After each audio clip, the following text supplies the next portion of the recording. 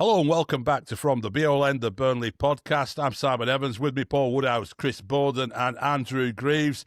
This is the debrief for Manchester United versus Burnley, but it's also being recorded on the eve of the transfer deadline. You'll be listening to this on Monday morning wondering who are we going to sign today. So we're going to go through as well some of the performances against Manchester United and in these first three games as a sort of package, and try and assess the squad as well and see where we think we might need some strengthening and what kind of players we might be able to bring in. But before we really get into that, I mean, we've had 24 hours to sort of compose ourselves after what was a bit of a gut-wrenching defeat at Old Trafford. I mean, Chris, we were all angry about VAR. We were upset about the decisions of the referee in other ways. When you look back on it now, you've had time to sort of reflect. How do you feel about that result? I'm still annoyed. Yeah, so you like to give yourself a bit of time to let the emotions calm down somewhat. It's just I think it's the inevitability of it all, isn't it? I think everyone suspected that at some stage, they'll find the time and they'll give United a penalty for next to nothing at the very death, and it's going to happen. And the last time Atwell refereed us in a 3-2 defeat at Aston Villa, he gave Villa a penalty for next to nothing at the very death after a heroic display as such. And that's what sticks in the craw a bit. I mean, you look at the penalty. He's had a good hand of Ahmad's shirt. Yeah, indisputable. Stupid thing to do. You don't give the referee. I'm glad you've said that, Chris, because yesterday, rapid reaction on YouTube, we're all, in the moment, as it were, which is why we do the rapid reaction. It's different. And I thought afterwards, listening back to it, I thought we've let him off there a little bit because that was a bloody stupid thing to do, really, weren't it? There's just no need, especially because Hartman's covering him. He's not getting. Ahmad's not getting to the ball. And again, it's this. The Premier League has come to accept this, that yes, Anthony's got he's pulled his shirt, and there's a bit of a nudge, I think, in the end from Hartman. But if I'm pulling your shirt and you're running forward, how do you fall forward? If I'm pulling you, you either come to a halt or you fall backwards. But it's the soft nature of his fall. Does what Jadon Anthony do to Ahmad make him go down? No. So he's instigated. He's exaggerated the contact. It's a dive, but nobody even looks at that side of things anymore. It's a given. But that's what really annoys me. He's not getting to the ball, and he's thrown himself on the floor. Anthony's stupid, but they're going to get given. And again, the offside thing that. If there's an inch of material on the arm of Foster's shirt that's offside, I'm sorry. Because if he put the ball in the net with that little inch of his sleeve, they'd disallow it.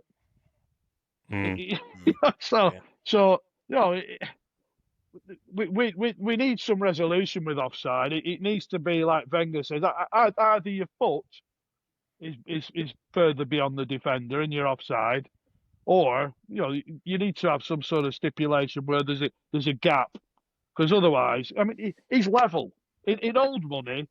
Lyle Foster is absolutely level. To the naked eye, he's level. Yeah. So that's what annoys you. It's funny though. Last night after watching that in the morning, obviously the time difference is over here. So Major League Soccer's on in the evening. I'm watching those games.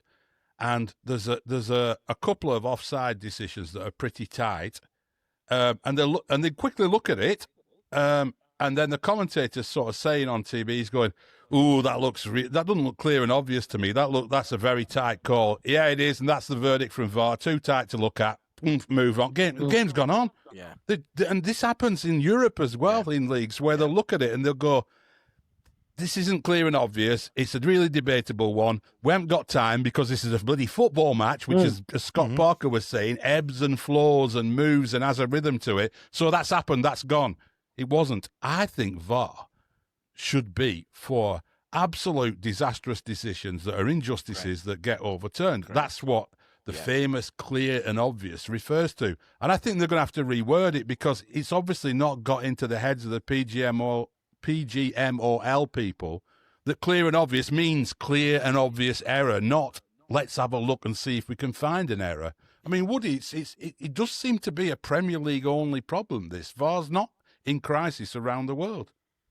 No, it's a good point, and it's always trying to find a reason to pull the game up, and it's absurd at the moment. How many minutes did we have extra on both halves for totally ridiculous things that you should be able to sort out? And it is genuinely killing the game. It is killing the game in the Premier League, and it has to be sorted out. And I think, like you say, unless you bin it, you have to have a solution like you suggest, where it has to be done instantaneously. Because until we get to that technological moment in time where you have drones flying around all the time and AI deciding on the spot in real time, it's useless, especially if you're taking 5 to 7 minutes to work out whether somebody's shirt is a millimetre in front of an off-tangent line. It's absolutely ridiculous. It really is. Greavesy, I know, we look at it and there is a tendency you see on social media as well as like, of course, the little club gets screwed. Is there a danger of that becoming a sort of mentality, like that it's a bit... Because, Mason Mount's penalty was overturned, wasn't it? So are we in danger a little bit of falling into a trap with that mentality, do you think, as fans? I think so. Now, I was speaking to a couple of lads this morning at football, and they said part of the problem with Parker saying what he said, and he's absolutely correct, is that it's come after, it's gone against us. So it almost kind of, in the eyes of the big clubs, it comes across a little bit of sour grapes. I don't think he was meaning it to, and I think he's very good at the way he articulates it. But it's like, the Fulham one yesterday, they've come out and said that's a clear and obvious error by VAR to disallow Josh King's goal. That doesn't help Marco Silva. That changes the whole kind of swing of that game. The penalty, and again, I fully agree. I think we were a little bit too generous to Jadon Anthony. We were focusing on VAR and the referee rather than the actual the infringement. I'm not a big fan of this kind of. It's because we're Burnley and it's against Man United. But by the same token, I think there is a natural bias towards clubs like Man United, and referees need to be stronger in those atmospheres. And I think it's down to, a bit like we were, overrode for the first kind of 10 minutes again. And I know he's refereed there, Sam Barrett, a few times, and I know, Atwell on VAR's, sat in his little fucking cupboard in Stockwell Park or whatever it's called, Stockley Park. But it's kind of, I think there is that inherent, in the same way as we're inherently biased towards decisions that go against us, I do think that it's this kind of almost a natural selection that they're trying to kind of, see happen. It must be a penalty because it's Man United against Burnley. Now, I appear to have contradicted myself, but I'm not a big fan of falling into that trap of little old Burnley so we don't get it. I mean, Sean used to use it quite well to kind of build up a bit of siege mentality. Maybe that's what Scott Parker's trying to do, is build that kind of underdog kind of spirit. But just on the offside, very briefly, I mean, the semi-automated offside shows two sleeves, both onside, right? The sleeve of the United player, the sleeve of Foster. Surely that's onside. Surely that automated system then goes, well, hang on a minute, I'm going to draw a line where Foster is. If there's nothing anywhere across that line popping out from a red player on a part of the body that they can score with, then he's onside. So I can't understand why caption at the bottom says offside, yet you see the same part of the shirt, which is just around the sponsor logo, on both players, forward of that weird pulsating kind of line. So even the semi-automated system hasn't got it right. It's not down to human error. I think there's a real case for the PGMLO, easier read than said, to come out and kind of go, that system's not done its job. Because the offside... I think they need to review it. If Yeah, I can if he's accept got the it wrong that penalty. badly, and and also like, I mean, if that's the AI producing those graphics, they need to go and have a look at the algorithm on that as well, because Yeah. what was that supposed to prove? Yeah, because usually they're really good because Yeah. the whole drawing of the lines with they're on paint and they're drawing the line. I think is weird because you're trying to look at, obviously at an angle that is meant to have all the automated bits to get the line perfect. But when you see two things protruding through the kind of slightly opaque screen, then it's not offside. Surely you look at that and go, hang on a minute, that graphic's got it wrong. It's not offside because we can see a bit of the United player, which we deem to be sufficient. To me, It's undermining the confidence in the semi-automatic system for me, because we'd been sort of treating it a bit like, the line judge in tennis, that well, there's nothing to argue about here. Semi-automatic said it were offside. Now I'm not so sure. Yeah, and goal line technology works quite rightly. Yeah. I couldn't see the angle properly. Sam Barrett says it's hit me. Me watcher's beat. It's a goal. When you see it from that angle, Dubravka, unfortunately, is clearly behind the line with the full ball. So that system works, right? And I know we've had that a bit longer than VAR. I don't know what the answer is. I really don't. It has to work like the goal line system. If it cannot work like the goal line system, But it can't. you have to do something else. Exactly, it can't. You know what I mean? It simply can't. So you either have to bin it or you have to change the way it gets done. Because you cannot go through a process where it gets it wrong, then gets it wrong after 5 minutes. It's just ridiculous. Chris? It's there to stop people goal langing and he's gaining no advantage. He's not got that extra yard on Dallo that allows him to run through. There is no advantage. It's just I agree with what Parker was saying. Like, if you go back to I go back to the season when we were relegated in 2022, and it's sort of really low down in the new stadium at Spurs. And Burnley are battling valiantly to try and survive, and they're under pressure against Spurs, and all of a sudden, whistle blows, and there's a VAR review, and nobody in that stadium had a clue what it was for, and they must have gone back. They've wound back through like half an hour's worth of footage to find it hitting Kevin Long in the hand or something, and it was just. This is not what this technology's brought in for. It's like Park. If you wind it back, like say Sam was saying in the chat beforehand, we're looking at the Liverpool game, and Eze gets a little nudge from Gomez and a little pull. It's not a penalty. It's not a penalty in a million years. But if you slow it down, and if we sort of micro-analyse the push, there's contact. He's got a handful of his shirt. Now what's sustained pulling? A sustained pulling action. I'll tell you what sustained pulling action. Well, exactly. That's how you end up with one of EC's wrist boards, isn't it? Well, that's what we level at all referees, isn't it? They are sustained pullers sort of thing. But I'm sorry, he's had a grab. It's not. This isn't Des Walker against Overmars. England against Holland at Wembley 30 odd years ago, where he basically had him from the halfway line, and he's had a bit of a grab and he's gone over, but it's as weak and soft as you like. But no, I mean again the lad at King, where he's done the roulette spin, and he's ended up planting his foot where he could only plant his foot. Come on, you can find fault in everything. There'll be a little bit of contact, and it's gone beyond the pale now. But even the Chelsea goal, there's a foul, then a possible handball. Sorry, I should say possible foul in the box, the other way, so against Chelsea, against Fulham. Then there's a possible handball by a Chelsea player, and then there's another possible foul before the cross comes in, and then that's a definite handball. But there's 3 bits to unpack before you even get to, is it a handball as the ball's coming in? And it's because, just, as Scott Parker says, it's a game that ebbs and flows and moves. Of course it does.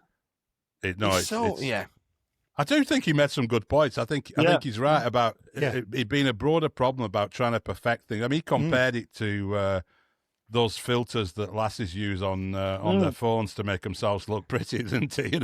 And It's or prettier. It's it's. What do you mean, it's lasses? Christ.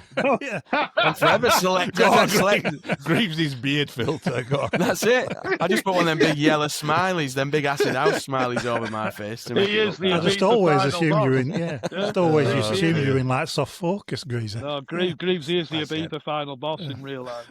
Yeah. In about 30 All right, years' let's time. look at some of the performances, though. Let's get away from VAR because it winds us all up, Yes, and none of exactly. us like it. We've had 3 games there.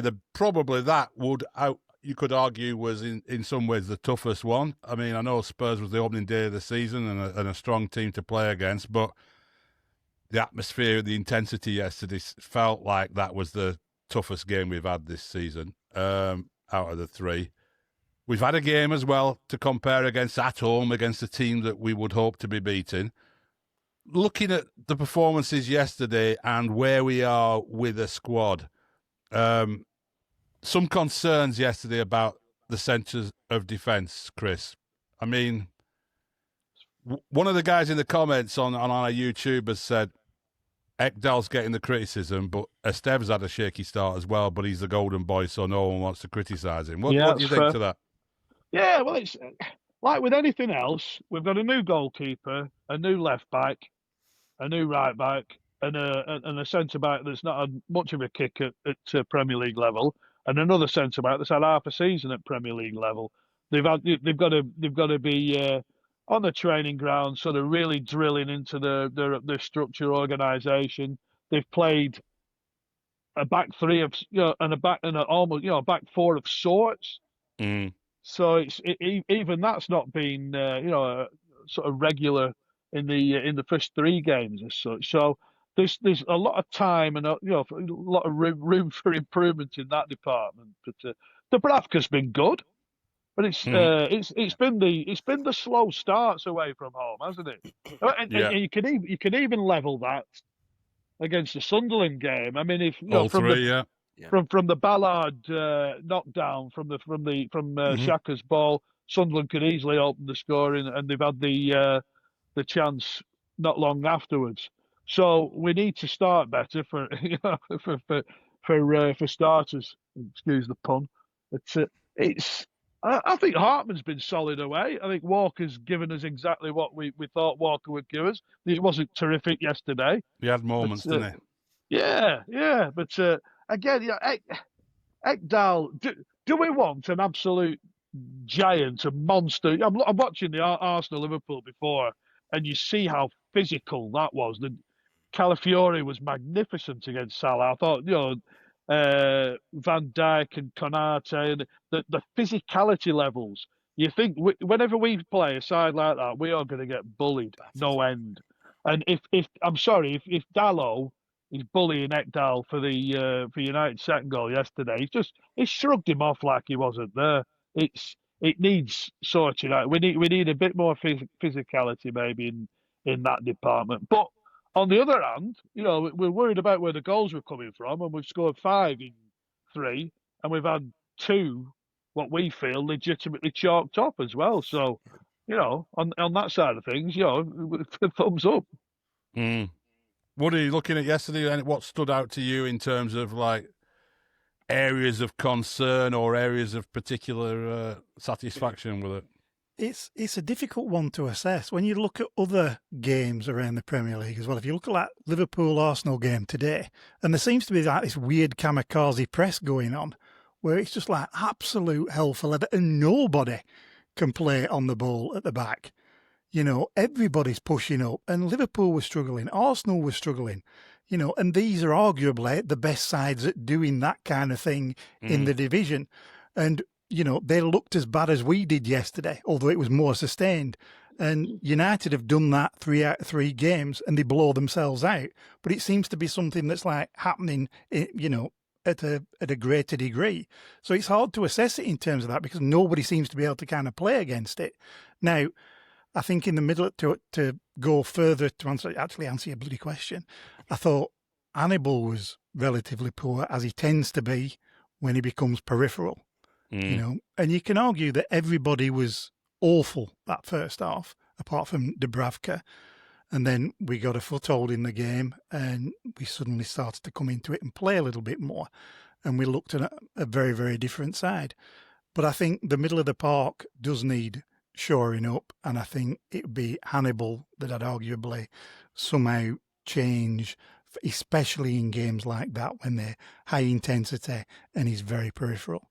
But I think, like everybody else has said, we just look shocking at the back at times.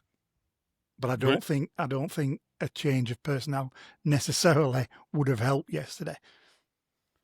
Yeah, I wonder about that in the defence because, Ekdal physically doesn't have those qualities that we're talking about. He's not a physically strong, aggressive centre-half, is he?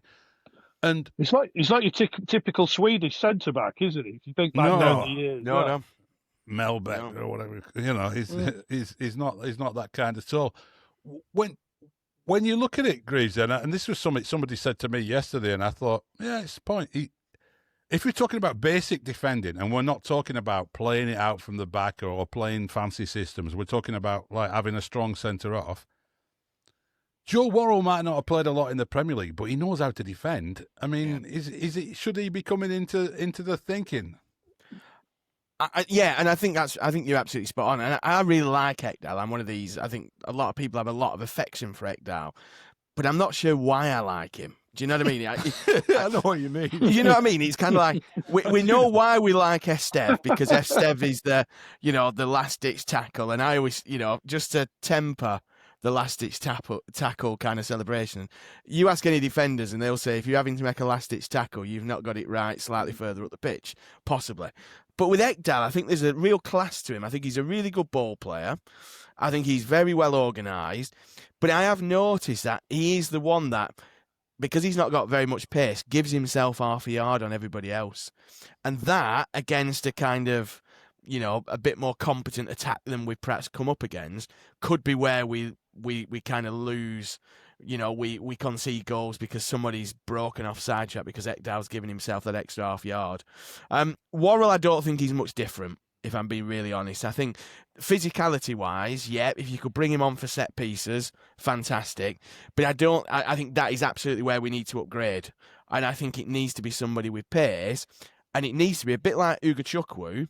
It needs to be a big old unit who is, quick, strong in a tackle, not afraid to get hurt if they're putting their head in, but is somebody who can really muscle people at set pieces, long throws, corners, free kicks. And I think that is where we'll come unstuck. I absolutely agree with the commenter in the on the YouTube. I think it was on the Rapid Reaction yesterday. Comments. I agree. I think Estev's had a really shaky start. I don't think he's been that good. I don't think he's necessarily needed to be that good. I know that sounds a bit kind of strange because we've not been under. He's not been in an area where he's conceded chances. But I think the performances of Ekdal have gone a little bit. We've kind of criticised him when perhaps the positioning of Estev at times. Estev's not, again, he's not the strongest. He's not physically, he's not a physical defender. I mean, there's nothing to him. But he's good in the tackle, he's got a sharp brain, he's quick and things like that. But that'd be an area I'm absolutely wanting the recruitment team to pull a rabbit out of the hat tomorrow. A big unit at centre half. Somebody probably nearer to, early 20s than late 20s, early 30s. How many of them are about though? That's the problem. I'll say Palace are preparing for Gay going with they've signed a 19-year-old kid, haven't they? Yeah. To develop. So that's where you're not going to just pluck one of those out of thin air, unfortunately. No. Kurt Zuma's a free agent. If Well, so it looks like cat Lindelof. owners in the Burnley area need to start getting worried. It looks like Lindelof's off to Villa, isn't it? We suspected he wouldn't be without Somebody would suitors. pick him up. Yeah. Yeah. I haven't seen Zuma. Johnny Evans. He's retired, hasn't he? Has he retired? He's going, oh, well. As is Corey. He's his brother, isn't he? Corey Evans. Yeah, Corey Evans. Yeah. I mean Zuma. Kurt Zuma's here. I mean, that he kind of player, though. Absolutely, 100%. 100%. I think he's a solid player. An Ogbonna type. Someone who an Edit kick it. Yeah. That type. a Michael Duff, dare we say? A young Michael Duff. A young Michael Duff. Well, in this era, it'd be Unduff, signed from Marseille, wouldn't it? Yeah. Or not, as the case may be. Yeah. Michel Unduff. Just on Woody's point about Hannibal, I think I'd go further in saying, yeah, I agree on the Hannibal thing. I think one of the things he's got to do is get Chowner into a starting lineup, because I think he gives you that outlet. He gives you that kind of release ball. He gives you that pace, power. You know, he's not. Again, he kind of comes in, gets the shot for the goal, for the Anthony goal. You know what I mean? He's there, and he's a bundle of energy, and he needs kind of rough edges ironing off him a little bit, or does he? I don't know. But I think for me, getting Chowner in now, whether that's instead of Brun Larson, who again I don't think started. I think the last 2 games with Brun Larson, I'm not quite sure what he brings. You know, does that then free up the Hannibal role for Ugo Chukwu to move forward with Florentino Luis coming in that role? You know what I mean? There's a lot of fascinating kind of things that could happen depending on what happens over the next few hours. Well, there are. I mean, it does sound like we are signing Florentino Luis. I mean, by the time he's people still on the listen bench, to this, he's still on the bench at Benfica as we're recording. I'm keeping an eye on him. Yeah. The flight radar flight from Lisbon. He's coming on with 5 minutes to go to bid an emotional farewell, though. Isn't he? Before he comes over, before he flies to Blackpool Airport. Yeah, he's on his way. But it's looking at him, and we've talked to people as well and scouted the opinions of Benfica fans and so on.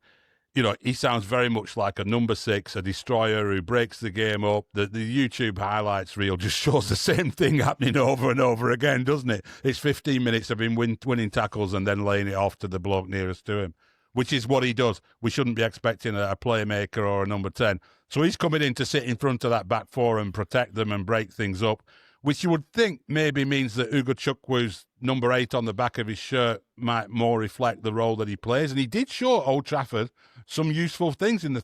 I mean, you know, Woody, we were laughing about the press-resistant phrase, but he is.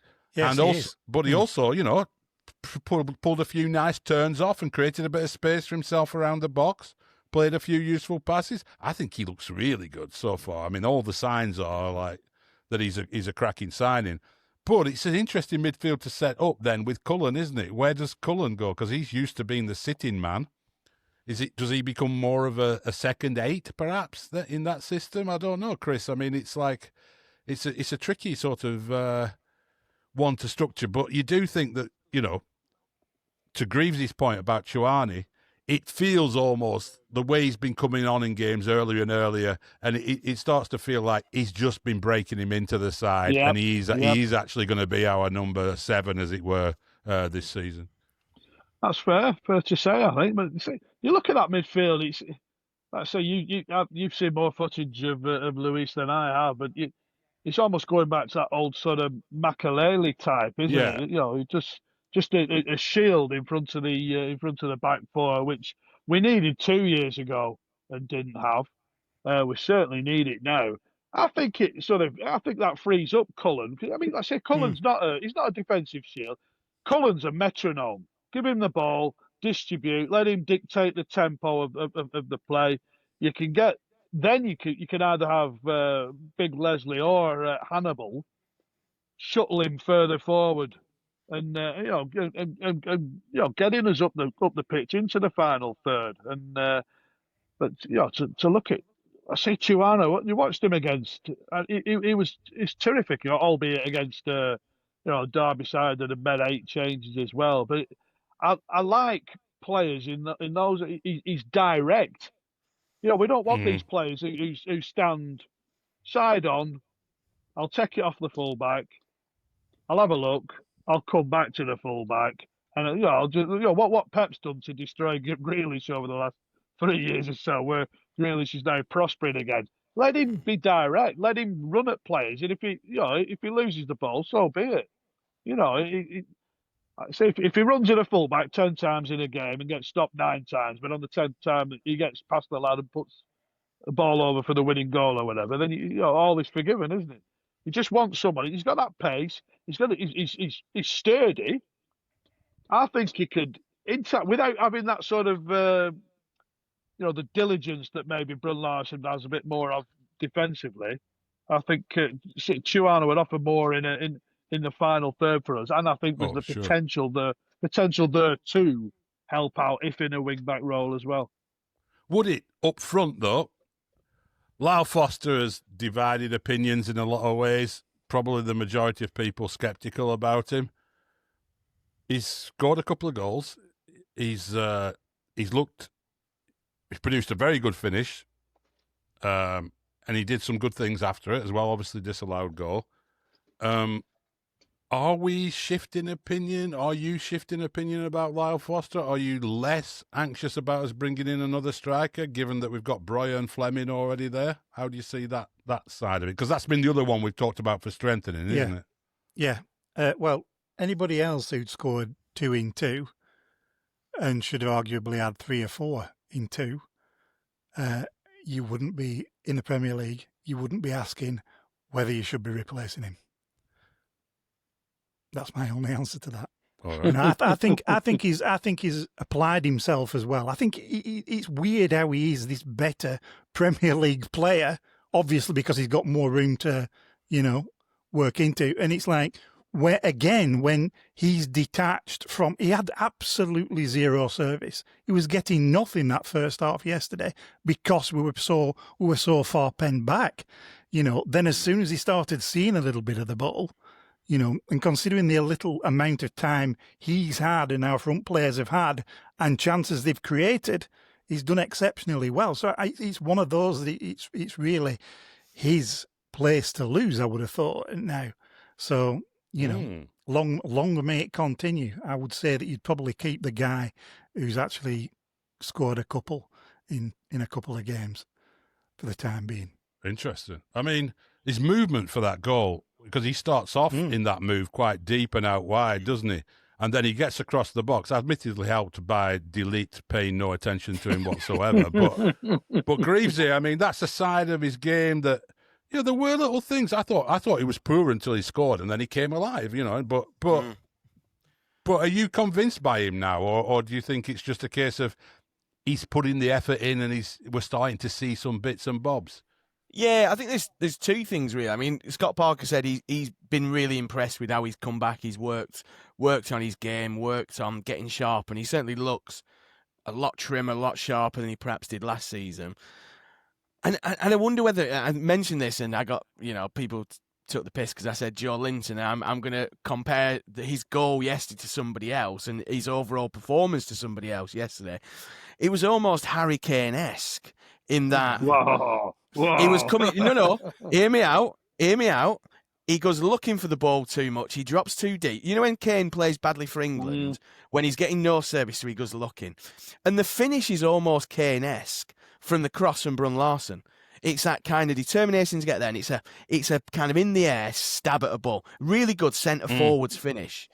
It's not one of these kind of like fancy Dans who are, they're never quite there. How many times have we seen players, beautiful ball into box, and there's nobody quite there because they've not, been deeper in the earlier part of the move, but then they've just mortared.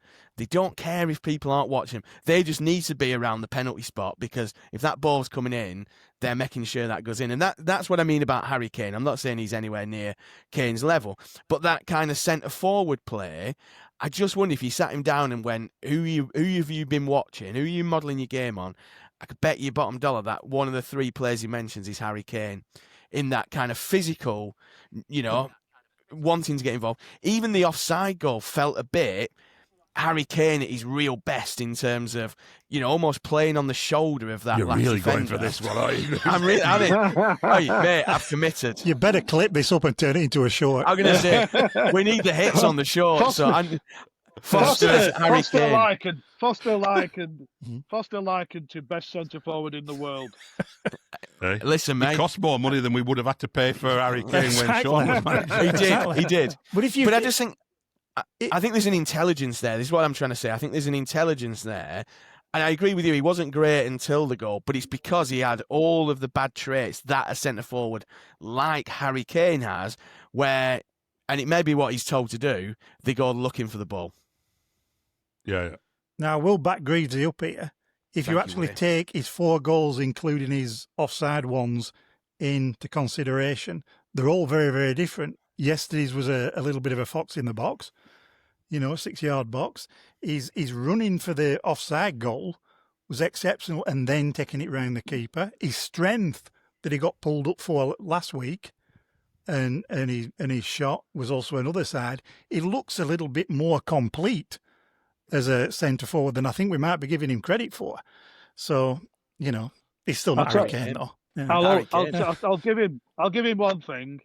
He showed remarkable restraint at the end, because anyone on earth would have lamped that little rat face so-and-so Fernandez.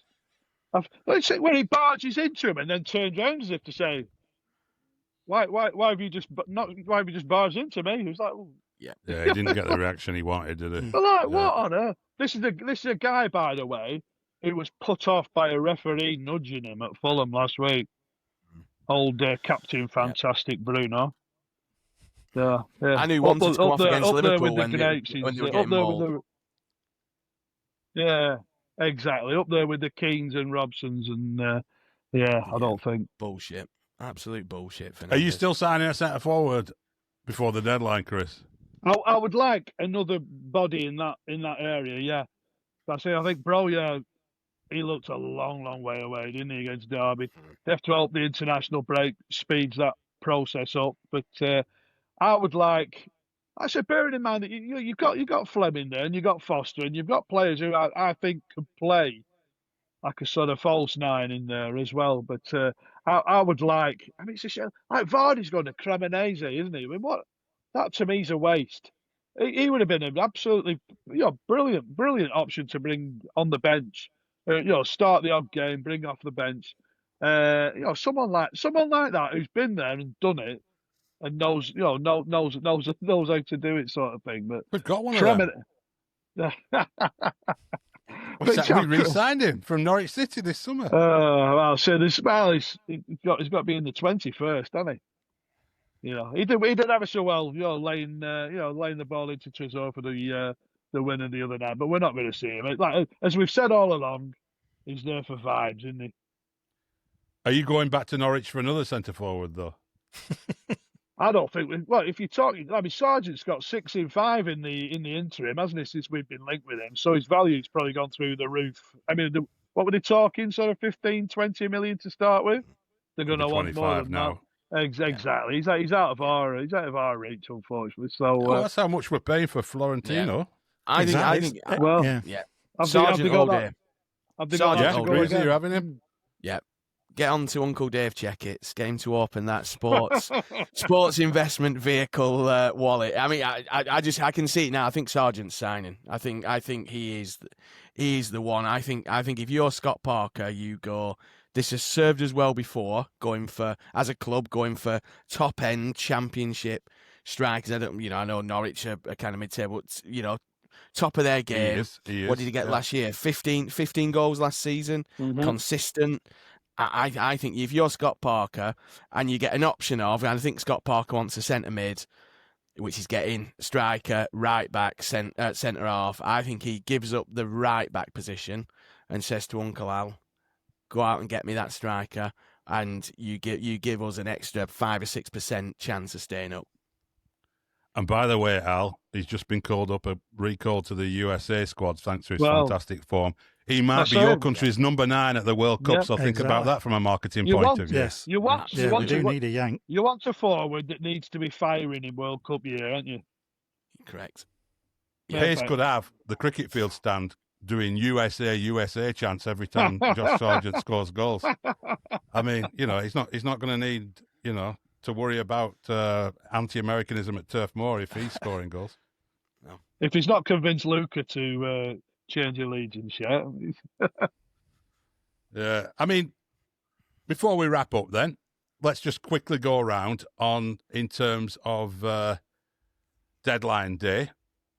Woody, what will you be satisfied with as an end to the whole recruitment campaign? Luis, if he comes in, centre half, and someone to to start and compete for places at centre-half, not just some kind of development project. And somebody up top, I'd probably be quite pleased with Sargent. I wouldn't, go, but I'd be quite pleased. Those three would be all right. I wouldn't mind a right wing back, but that's getting greedy. Greasy? Exactly the same as Woody. Centre half, striker, and get the Benfica deal for Florentino Luis over the line. And I think it's been a really good summer. I think, goalkeeper-wise, perfect. Bringing Walker in, perfect. Chowner unearthing a gem, potentially.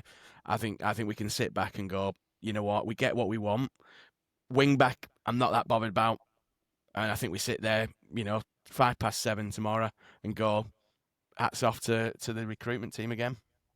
Well, 7:05, we will be live on YouTube discussing all these deals, so you'll be able to find out whether we did pull these off or not, and whether we are happy with them when we see the names. But Chris, are you in agreement with that, or is there some area you'd like to add to that? Well, it's the modern world, isn't it? I think if there'd been no speculation about Luis and he arrived out of nowhere tomorrow and signed, and he was the only one, I think everyone would be thrilled.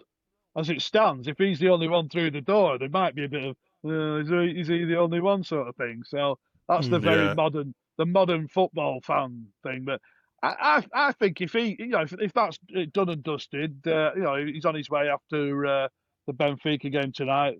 Terrific. Anything then to me is a bonus. I think I'd love, as I say, I'd love to see another forward through the door. I think a centre half is probably greedy, but anything else on top of Luis is a bonus for me. Interesting. I think sometimes it is worth just taking a slight step back as well with these things, where we are now in a world where we're signing a right winger from Lazio, a central midfielder from Chelsea, and a defensive midfielder from Benfica. It's not little old Burnley anymore, is it? So, No. Let's see what happens. As we said, we'll be live with you, all being well, straight as soon as that window shuts, or maybe even as it slams shut, and we can see whether we can hear it online. We'll see what happens. But until then, up the Clarets.